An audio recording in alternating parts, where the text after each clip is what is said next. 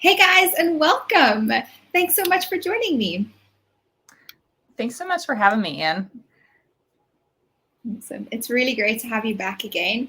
It's been a while. We've both taken a little bit of time off of the Facebook Live, so it's really great to have you back again. Today we're chatting about neural evaluation and treatment in the equine, which is a phenomenal subject. So if you guys are joining us live, let us know.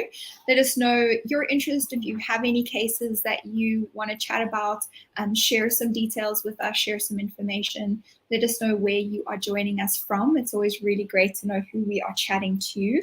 And remember that these Facebook Lives are a discussion. We're here to chat with you and to engage with you and to really have a conversation with you guys. So take the opportunity, make it your own, and join the conversation. So as I mentioned, we're going to be talking about neural evaluation and treatment today with Ciara Crawford from Sozo. So please, will you introduce yourself? Let us know a little bit more about who you are and what you do and your interest in neural eval and treatment. Yeah, so like Anne said, I'm Ciara Crawford.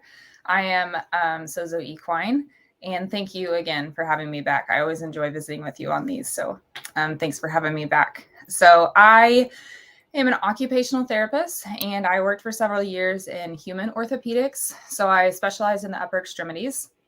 And so my background more is in humans, even though I was on horses my whole life.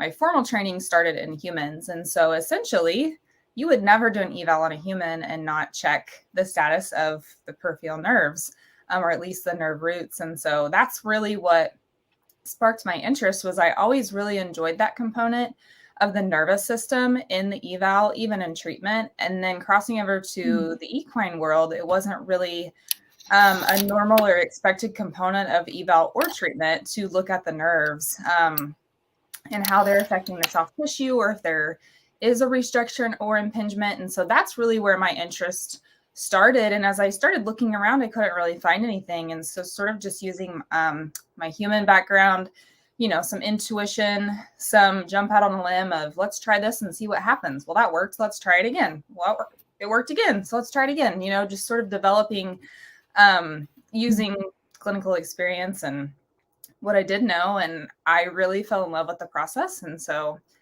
just, keep learning, keep trying, and see what happens. And it's been really fun. I really love that. I always enjoy when I talk to someone that's from a different profession, right? From a kind of adjacent profession, because the different perspective that you bring to the industry makes a massive difference in how you're treating and looking at your patients. And just merging those different perspectives can sometimes be really, really powerful in helping us find little things that we're missing or that we need to add or change or do better for our patients. So thank you for sharing that. We've had a few more people pop on live, so welcome, guys. It's so great to have you. I just want to say welcome and let you know that this discussion is for you. So join in the conversation. You're welcome to join us. Let us know what you think, ask questions, share cases, whatever you want to add to the conversation, please do. I have just decided I'm going to run a little competition, and I really did just decide that. So we're going to be releasing the theme of our Vet Rehab Summit very soon, and I'm really hoping that that's going to be like soon, tomorrow soon. But there are a few more pieces that we're putting into place. So can you guess what our theme will be this year? If you can guess or come close, you will win something amazing. It might be the very first ticket to the Vet Rehab Summit. I might actually give you that. Or it might be a few months of free membership with Online Pet Health. Or we might send you a shirt. I haven't decided on the prize because I just came up with the competition. So let us know what you think the theme is going to be. We're running it over 2 days. It will be the 10th and the 11th of November, and it will be with only 2 lecturers. And these 2 lecturers are basically the same person. So maybe that gives you a hint. They work together as a team, and they're going to be tag teaming each other on the 10th and 11th of November for us. So let me know. I'll see if I can give you hints throughout the conversation. If something comes up that's close, I promise I will hint. Okay, so let's carry on. What why for you is it really important that we do evaluate the nervous system as just standard practice, every patient that we see? Sure. So, I mean, if you walk up to make a pot of coffee and your coffee pot doesn't work, you would always make sure it's plugged in. And so when we're looking at muscles, this muscle is working too hard, or maybe this muscle, like we've been doing rehab and we've checked our nutrition, we've checked all of our boxes, and something's not working with the soft tissue. So let's make sure it's plugged in, right? Like, is the nerve communicating the way it should be? Do we have an impingement somewhere? Do we have a restriction somewhere? So to me, it just makes sense that if we have a problem in the front leg, let's go ahead and just check the radial, ulnar, and median nerve while we're there. It's not an extensive process to just make it part of your evaluation to go, oh, there's a little restriction there. The really tricky part about this is that in humans, a lot of times we ask, do you have numbness or tingling? Right? So horses can't say, oh, right there, that triggered my numbness and tingling. Where was your numbness and tingling? Well, it was right here, or it was right here. So that's the really tricky part with horses, is it's not a perfect system. We can do the evaluation. We can say that felt a little restricted. Not really sure if that was the soft tissue or the nerve, but let's address one or the other and see how they respond. So it is a flawed system. I'm aware of that, because nerve sensations in humans, it is very subjective. We're waiting on them to tell us where it is, what it feels like. Does it burn? Does it sting? And we don't have that information from horses. So it is a flawed system. So in my perfect world, I say just evaluate it. Make a note in your head of there was a restriction or no, I don't think there was a restriction at all. And at least we have information to work with. So for me, I usually do an eval in the beginning, come up with a plan. And then if we're not making the progress that we need to be making, let's go back and let's focus on that nerve a little bit more. Let's give that nerve a little bit more attention. See if we make that nerve really, really happy. Does this make our problem better? And if it does, then we're on the right track and let's keep going. Like I said, it's a flawed system because we don't have that feedback from horses, but there's nothing wrong with treating it and then going, well, that didn't really make it better, but we treated the nerve and we tried. Yeah, I really love that. It reminds me of that IT joke where they have, did you switch it on? Yeah. Did you switch it on and switch it off? Does it work now? Plug it out, plug it in. Does it work now? Like, it's kind of the first obvious thing we should be looking at. Is it actually plugged in? I really love that. Okay, you brought up some really good things there. And I think everyone can agree that makes sense. I love that more and more people are talking about the nervous system, because we actually can't separate system from system. They have to function together and they have to all be functioning. So whether we're looking at the nervous system or the musculoskeletal system, they go hand in hand. And if we're treating a problem in a muscle, we still have to address the changes in the nervous system that are occurring there. If we're treating arthritis, there are changes in the nervous system and we have to address them. So I love that. If there are fascial restrictions, there are restrictions to the nervous system and we need to address those. So I really like that. So you say that you've kind of just fumbled through it and tried to try different things and seen what has worked and what hasn't worked for you. So what are some of the things that have worked for you in terms of evaluating the nervous system? How do you kind of do that in horses, and how are you separating that out from like a stretch, right? How are you getting more specific? Sure. So essentially it is just a stretch. So you're going to put that nerve on stretch. Sorry. Got a little congestion this morning. A little bit of water. Yeah. So essentially you are putting the nerve on stretch. And so, for example, in the forelimb, the radial nerve innervates the extensors. So what you would do is you would put that nerve on stretch. So you're going to stretch that radial nerve up. And if they really want to pull it back, they're very resistant. Sometimes they're kind of snappy. So I assume that they're having one of those zingers. If you've ever had a zinger kind of shoot down your neck or your fingers or anything, sometimes I think that that's what they're responding to, is that I elicited that zinger. And so, like I said, I use that information accordingly. I work on releasing the area of where that radial nerve is. I do that either manually or with my fascial blade, which is really just an extension of my hand anyways. And then I will stretch them again. I will put that nerve on stretch. And if I see an improvement, even a tiny one, we'll keep working there. Usually I will put tape directly over that nerve and let that tape set for a couple days, keep an eye on their movement, and see what improvements we have. So the median and ulnar nerve often present, if there's a restriction in those nerves, they often present with a toe first landing. So there's been a lot of horses that start off in their treatment, toe first landing. I treat them manually with my blades and then tape them. And by the end of the session, they're landing, at least on the lateral side, more flat. And so I think that there's a lot of, heel pain and navicular pathologies are a whole different rabbit hole, but there are a lot of times that I see them and they are either actually a nerve impingement or they are also a nerve impingement. And so if we are able to it's kind of chicken or the egg, right? Did they start landing toe first because there was pain in the heel?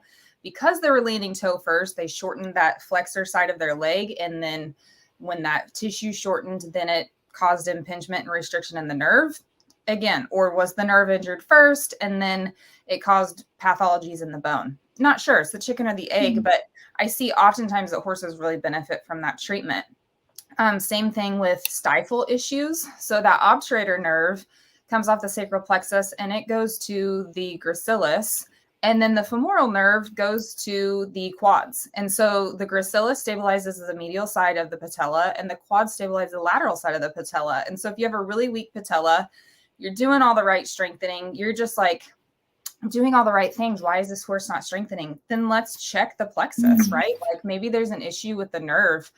Maybe the psoas is cramped down on that nerve and it needs released. And when that nerve can communicate to those muscles, then those muscles can strengthen. Same thing with core strengthening. So sometimes they have a hollowed out back and we think strengthen the core. But if there's no innervation to the lats, if your thoracodorsal nerve is injured, then those lats can't work correctly. And so it's almost like when you are trying your hardest, you're on the right track and you're just not getting what you need. Always ask yourself, is my coffee pot plugged in? Like, did I check the nerves to make sure that what we're working on has what it needs? Can it get the message, from the brain and the spinal cord to do what we're asking it to do? I love that. So for all of those that are watching that have joined us in the meantime, we're running a little competition. The question is, can you guess the theme of this year's Vet Rehab Summit? It's on the 10th and 11th of November, and we have 2 lecturers for the whole event, and the 2 lecturers go hand in hand. And for now, that is your hint. And I'll add the hint that the whole body is connected, and that should be a pretty big one for you. I love that you mentioned the toe first landing, because my next question was going to be, are there some common movements that you see that are occurring when there is a nervous system restriction or dysfunction that kind of flag you in that direction? So like I said, the toe first landing is what I see a lot. And then sort of a pigeon-toed look on their hind legs. A lot of times that is the obturator nerve. So that gracilis is what is really contracted because the obturator nerve usually is stuck in the psoas. And so those would be common things in the legs. I see a lot of times that the phrenic nerve is impinged as well. And so that starts at C3, 4, and 5, but it goes to the diaphragm. And so if you think about, if your innervation to your diaphragm is not working, and you're struggling to breathe, these horses look like a lot of anxiety. They panic. They might not want to perform. And again, I know I just kind of keep saying this, but if you feel like you've tried everything, their nutrition's on board, you're treating them with everything you know how to treat, and you're like, this horse is still a nervous wreck, then let's check their to breathe, and it's not like we don't visually see it, but inside they feel the restriction of like, my diaphragm's not getting the full message that it needs to get. That can feel panicky to them.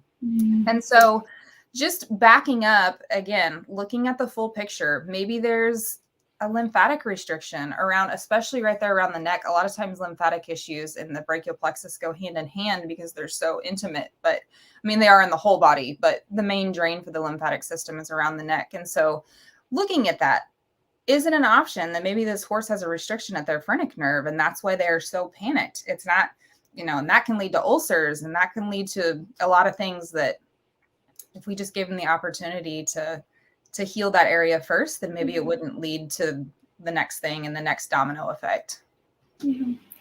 That's, yeah, I think just really powerful to think about. And I love that connection between behavior and, again, what's happening in the body. It just, how often do you see a horse that's spooky and afraid and anxious? And once we sort out what's happening in their body, the behavior goes away and they're normal, functional horses, you know, that you can safely work with when they weren't before. So yeah, I think that one struck home for me.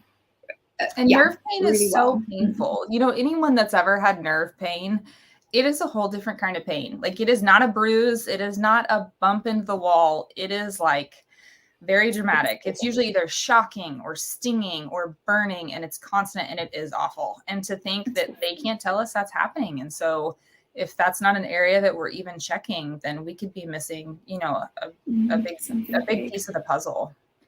Yeah.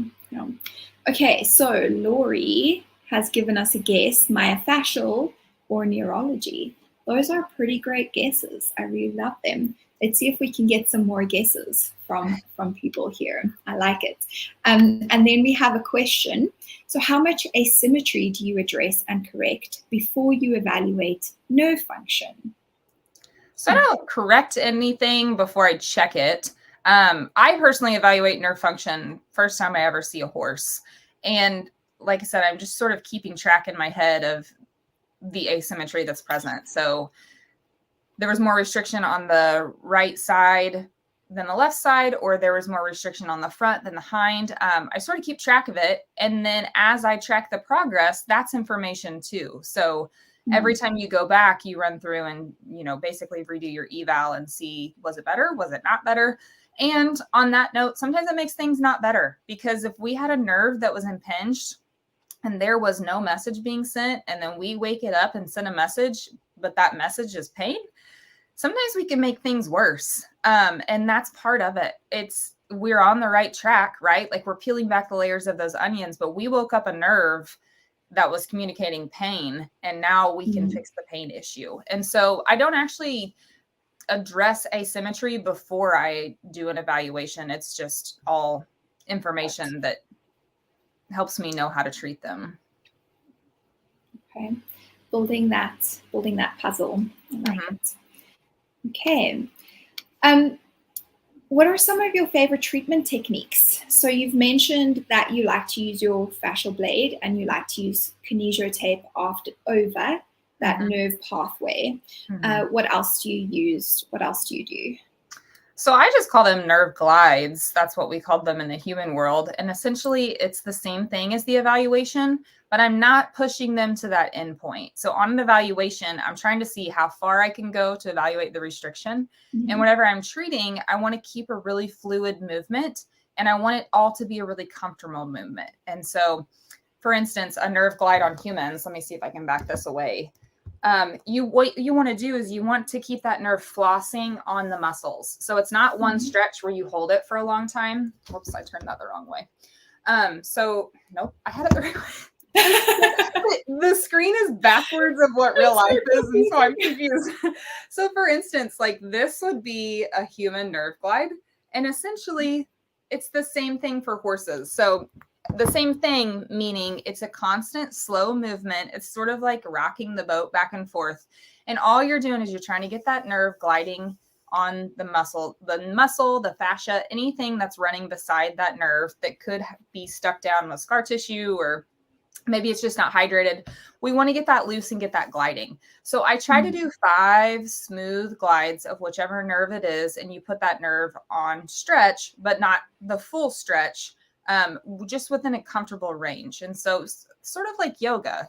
So you're not going to an end point and just holding it on full stretch. You want to stay moving so you can work on that glide. And as you are gliding, the tissue's rehydrating itself as well. Okay, I like that one. That's a really good one. Is that the primary kind of mobilizing technique that you use? Yes. Yeah. Okay. I'd love to add something in here, because I think, to me, this was just phenomenal information.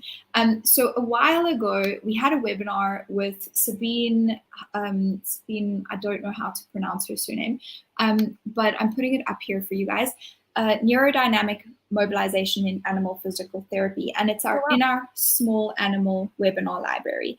And she describes also like neural glides in canines, but I incorporated them into horses very easily, which are brilliant. And it's more of a, so the same thing you're describing, you're not going to that end range, you're kind of going, you're putting the nerve on maybe 50% stretch, so not a lot at all. And then she does like 20 very small bounces or movements in that area. Bounce is not the right word. And then she takes it a little bit further and then does another 20 little movements, and then a little bit further and another 20 movements. And in that way, she goes, she manages to increase the range that's available to that nerve glide very significantly in just that one kind of treatment moment, right? And she talks about the different peripheral nerves, and she talks about the spinal column as well, and how you're going to take that a little bit further, because again, that's something that we do in people that we haven't really translated over into animals and into horses. I don't know how we would really do that one, but in dogs it becomes a little bit more possible. So I do think if you guys are members of Online Pet Health, that's a really great one to watch if you're wanting to just expand your treatment toolbox in terms of neural mobilization. Yes, please do. It's been one of my favorites, because I was just like, this is such an easy technique to apply, and the animals find it really comfortable, and it's very effective. So I really enjoyed that one. Very easy on horses. Easy. Okay, great. So from our listeners, we have another question from Lori. Would you also stretch the neck along with the limb as we do on humans, or is that too much? So depending on their tolerance, I'll usually do them one at a time. So I'll do lateral movements of the neck and then do the leg. And if I feel like I have plenty of mobility, but I still feel like there's a nerve restriction, then I will add them at the same time. Usually I need a person to help me, another set of hands to help me. There are some horses that love that, especially, to pull the forelimb back and then stretch that neck in the opposite direction. Some of them love that, but it can be too much very easily. So I will do them independently a couple times. And if they just need more, then we'll move really slowly and let the horse tell us when we need to slow down. Okay, I love that. Start separate and then add together if necessary. I like that. Okay, guys, so for those that are joining us live, it's really great to have you. I'm going to repeat that this is a conversation for you. So join in and ask questions. We love that. We are having a competition. Guess the theme of the Vet Rehab Summit. Lori has given some fantastic guesses. So see if you can get closer or top that, or what your thoughts are. Maybe she's right. Maybe she's not. Let me know what you guys think. I have another thing to let you know, right? The Vet Rehab Industry Report. Do you see that sign there behind me? I turned my computer the right way. Yes. The Veterinary Rehabilitation Industry Report is running at the moment and closing on Friday. And we need as many people as possible to participate. So if you're working in this field, you're working in rehabilitation with animals, that's the requirement. Doesn't matter if you're, an OT or a massage therapist or a veterinary physiotherapist or a vet specializing in rehabilitation. It doesn't matter. You're part of this industry. Please go and fill in the Veterinary Industry Report before Friday. And when I say before Friday, I mean right now, today, in this moment. Okay. So we put it up as a big pop-up on our website, onlinepethealth.com, so that it's super easy to find. So all you have to do is go to our website, and it's like across your whole screen. Please, guys, we need as much input as we can to make this as accurate as possible. Our goal is to find ways to move our industry forward. And it's not just for us, it's for you as well. If you care about your profession, if you care about what you're doing on a larger scale, and our industry as a whole, then you might find that with the data we release, there's something that sparks in you that says, yes, I knew this was a problem and I have a solution. Let's fix it. Let's move forward as an industry. So all the information that we gather will be available, except, you know, the confidentiality of the participants will be maintained, obviously. So feel free to fill that in. You know, your privacy is protected, but we are all going to have access to that data to move our industry forward. And I'm really excited about that. So please, guys. Okay, so where do you suggest people learn more if they want to know more about neural evaluation and treatment in horses? Where would you send them? So my class is being built. My class will be ready this summer. So right now, essentially, I just help people via messages. They send me their what's going on, pictures, videos, everything, and I sort of help people through. So that class that interview that you just said, I think it's amazing because I didn't know I didn't know other people were doing that. I'm sure there are other people doing it, but I didn't know there were other people, you know, teaching and things. So that's amazing. Yeah, go join Online Pet Health. You guys are doing really amazing things, honestly, like even your industry report and everything. So if you're not a member of Online Pet Health, be a member. There's so much information here. Like they're doing so much here. So join that. I'm sure there are many other classes that you can learn about, or interviews in the membership that you could learn about nerves as well. So yeah, for sure. We have a few webinars in the Equine members portal on the nervous system. So Dr. Tina Orsini did rehabilitation for the neurological horse, so more focused on, you know, actual neurological dysfunction.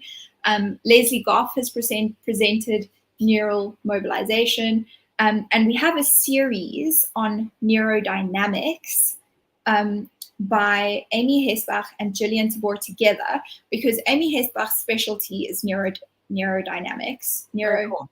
That's not the right word. The other one, neuroplasticity. Oh, okay. That's Amy's field of specialty. Rewiring the brain. Yeah. Yes, but she does small animals. So I was like, no. We need this information in equine. So she teamed up with Gillian Tabor, and together they went into neuroplasticity in equines and did like orthopedics, neurology, different conditions, case studies all together. It is phenomenal. So that's a 4-part series, which is in the members portal. And I have a blog for you guys, which is free. So if you're not a member, you can go just read that and get an idea. So those are my favorite neural resources that we have in Online Pet Health. But I'm excited that you have a course coming out, because I think that's also going to be really, really valuable. Do you want to tell us about some of the other courses that you have already available, because you have some really great stuff? Yeah, so I teach kinesiology taping. I have a horse owners class. It's very basic. It teaches you essentially the basic skills to get started. Then I have the foundational master class. It's a great place to start, even for horse owners, but for sure for business owners, for kinesiology taping. And then I have the advanced master class for kinesiology taping. So you can progress through those. And then I have a cupping and blading class. I personally love blading. I love taping too, but I love blading because I like, the hands-on process of it. And then I have sport-specific injury prevention classes. So if you're a barrel racer, a reiner, if you're jumping, if you're riding endurance, what injuries are common for that sport? Why are they common for that specific sport? What can we do to prevent them? And how can we keep our horses healthy and performing for a long time? And then I do have a business class for business owners, the Sozo Equine Business Blueprint. So that's just, fundamental things of how to run your business. From the beginning, it's best to start. If you're like me, you figured out along the way, and 3 years in, you're like, oh no, I should have done this 3 years ago. So it's exactly everything I wish somebody would have told me when I started my business. So that's amazing. We always neglect that part. Working on our business. We're just like, I have a great idea, and run, and you're like, just make so many mistakes along the way that could have been avoided. That could have been avoided. So I love that. I didn't actually know you had the business class. I like that. I have one more question for you. So in terms of nerve dysfunction, or the nerves that are that you're most commonly treating, let's say that, which nerves would you say you're most commonly treating or finding dysfunction in or needing to intervene in? I think that was clear. For the ones I hit on them because they were common. So in the forelimb, median ulnar nerve, because they both innervate the flexors, sort of the legs kind of split in half. In the hind leg, it'd definitely be the femoral and the obturator nerve more than the sciatic nerve. And then I do work on the phrenic nerve a lot, just because I always want to make sure that, we want to make sure that they don't feel panicked before we start asking them to perform for us. So those would be the top 5. Okay. Do you work on the plexuses as well? Do you find that they're, I do. So a lot of times I will work, especially on the brachial plexus. Like I said, because of that main drain for the lymphatic system, a lot of times I'm working along that shoulder, the brachial plexus. And I will tape the plexuses a lot. So if I'm, like I said, treating a muscle, I will usually go up and tape the plexus as well. So if I'm taping the biceps femoris, I will go up and tape my sacral plexus as well to support the sciatic nerve, and just sort of encourage that, like, why not? If I didn't do a full evaluation and if I'm going to tape the muscle anyways, let's just tape the plug in and keep it plugged in, right? Okay. So if you say you're taping the plexus, do you mean that, your anchor is going over that area, or your insertional origin of the tape is going over that? So if my midline is the spine, I will typically do 1, 2, 3 pieces of tape just laterally across. So like I said, if this is my spine, my tape's about my camera, I'm struggling so much. My tape is like here to here. Okay, good. Yeah. Okay, great. That was my question. Those are my questions, guys. One of the most phenomenal subjects. Who inspires you in terms of neural, just learning more about the nervous system? Who's your inspiration? Allison Taylor, and she is an occupational therapist. She does treat humans, but she treats things that you think are untreatable, and the way she teaches you how to treat them, you're like, well, duh, why didn't I think of that? But she's fantastic at looking at the nervous system when she treats soft tissue. So, oh, I love that. Okay, so Allison Taylor is someone for us all to go check out and learn from. My inspiration is definitely Amy Hesbach, because she just, the complete science-based approach, but just the level of knowledge is insane. So she always excites me. She's brilliant. I also heard, I'm not sure if you've heard Dr. DeClue talk on shivers, but I think Dr. DeClue. Now I'm blanking now that I just said it. No, it is DeClue. And it's the Horse First podcast, right? I'm not even sure. I think you're right. But she was a lineman before she became a vet. And so she literally she was a lineman, like she worked on the power lines. Oh. And so literally her brain was like, is it plugged in? Her brain was like, we have this issue. Like, she's thinking electricity because she was I guess a line woman is what you would say. But that's what she says when she explains, like, I crossed over to this vet world and nobody considered the nerve. Like, what about the nerve? Is there an issue with it? And so when she explained that, I was like, yes, you're my people. So I thought that was funny. That's amazing. I actually have not listened to her talking about, what is it? Shivers. Yeah. Yeah. Shivers and stream halt. And she talks about how like there's a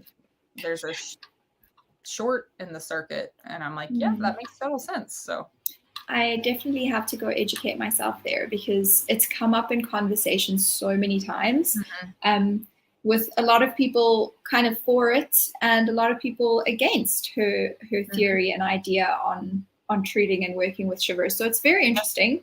And I think that with anything, we just have to be open-minded, be willing to learn, and if it works, it works. And if it doesn't, then it doesn't. Yeah.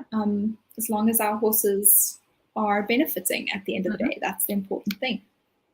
Yeah. Okay, guys. So if you are watching this as a recording, Let me know what you think the theme will be for the Vet Rehab Summit, and I'll wait a day or two to announce the winner until we actually announce the theme, because otherwise I'll be giving it away, so I can't do that. But we'll announce the winner in a few days when we announce the theme, our very first Vet Rehab Summit winner. I'm so excited. And so if you're watching as a recording, let me know what your guess is, and I'll let you know who the winner is. And then what else? Oh, the industry report. Please go fill that in on our website, onlinepedhealth.com. Like today, right now, when you're watching this, go do that. And let us know if you guys have any questions. I'll tag Ciara. If she doesn't get them, then I'll tag her in and we'll get those questions answered for you. There are loads of conversations. If you guys enjoyed this live, we have a few more recordings on our page. So go onto the video section and go check out some of the other lives. We've spoken to Ciara before. We've spoken to some really phenomenal rehab therapists. And for me, it really is about, we can always learn something from each other. So I love that. And I love connecting with people like Sozo Equine who feel the same way, who just want to share their knowledge and encourage and uplift and build this community, build this profession. So enjoy them, guys. Do you want to add anything, Ciara? Nope. Like I said, thank you so much for what you guys do. I mean, these free live streams that happen every week, and you guys are doing really awesome things for our industry. So thank you so much for all the hard work that you do. Thank you. I appreciate that. You're welcome. All right. Have a wonderful day. Bye, guys. Thanks so much.